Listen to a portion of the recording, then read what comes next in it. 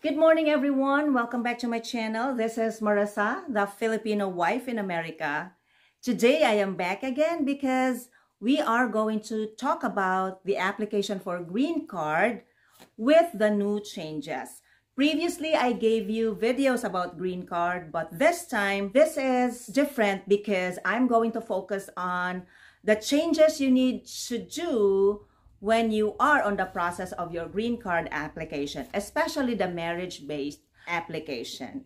But before I do that, if you are new to my channel, please don't forget to subscribe and hit the notification bell so you will be notified when I upload new videos.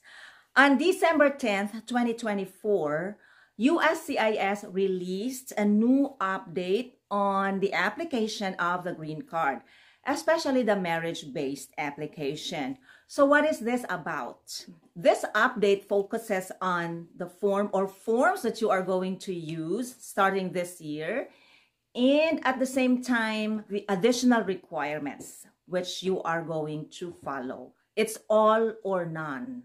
This update, according to USCIS, will take effect on February 10th, 2025. Now, if you are on the process of the application of the marriage-based green card, this video is for you. Let's start with the forms.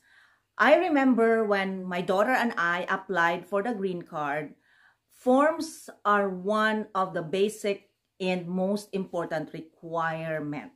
You should not really take it for granted because USCIS is so particular with the forms. The first change that we are going to focus is on the forms or form. When you apply for the green card, you are using the Form I-485.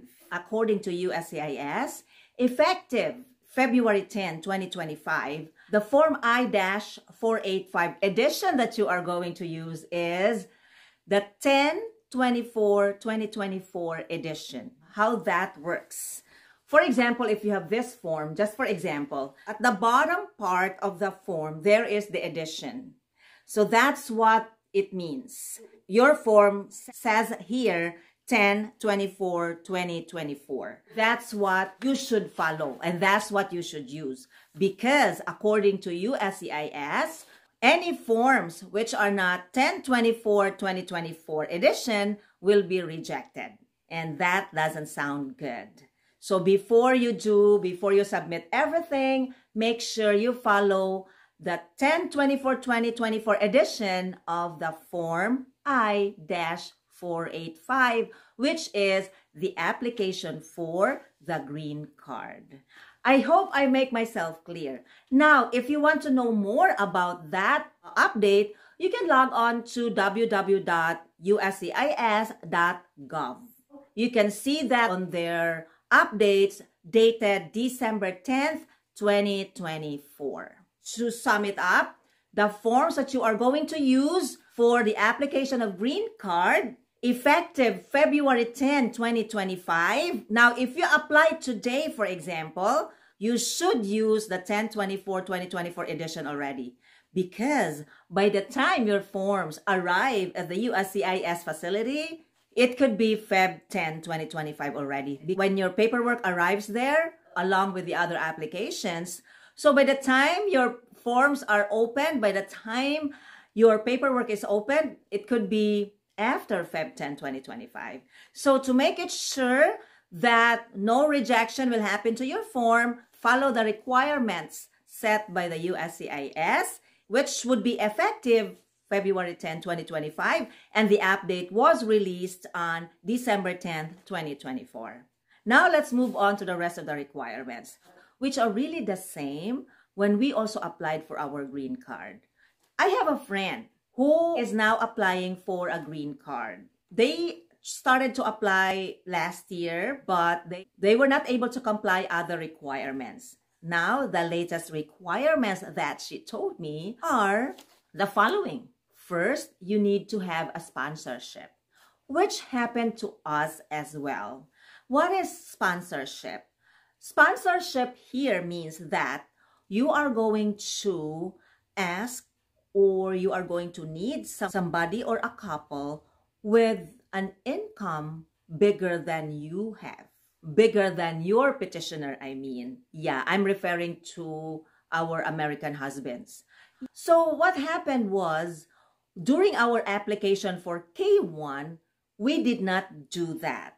For K1 application, my husband thought that it would be the same with the green card application, which my friend's husband thought the same too. When your petitioner would like to get the Filipino fiancé from the Philippines, the basic requirement is an income, because USCIS needs to find out that the petitioner would be able to support the fiancé. So that's the basic requirement. That's why income tax returns are needed and all other supporting documents that would intensify and prove that the income is enough to support the Filipino fiancé. So that's what it is. When it happened, my husband passed for that, as well as my friend's husband passed for that requirement. So my husband thought we were good to go during the application of the green card because he passed the income requirement during the application for the K1. However, it's not the case.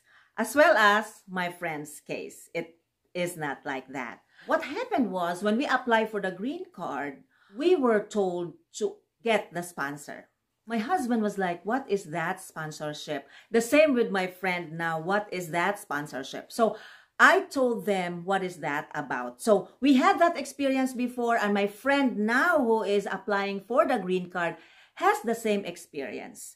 So the sponsor could be your best friend, could be your parents, could be a sibling, whoever is willing to be your sponsor. Luckily for us, my husband's partner, who is also our good friend, volunteered to be our sponsor. My husband never asked them.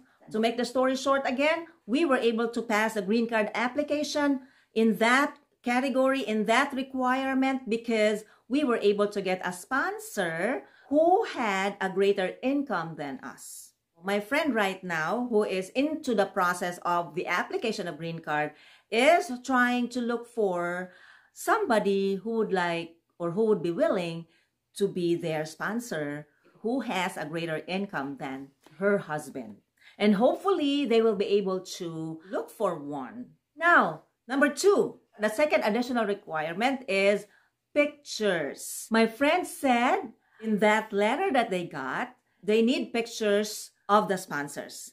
In our time before, that wasn't included. So we were not asked to give pictures of our sponsors. And pictures of sponsors are required to be submitted. That's an additional thing. So the additional requirements for this time are sponsorship and the pictures of the sponsors. And the rest are all the same. Now, if your next journey is the application for the green card, the marriage-based green card, starting this time, you should be able to look for your sponsors. If you have other questions and if you have other clarifications, you can log on to www.uscis.gov. And if you are in your journey for the green card application, feel free to write your comments down below. Thank you for watching. Again, this is Marissa, the Filipino wife in America. See you on my next video. Bye!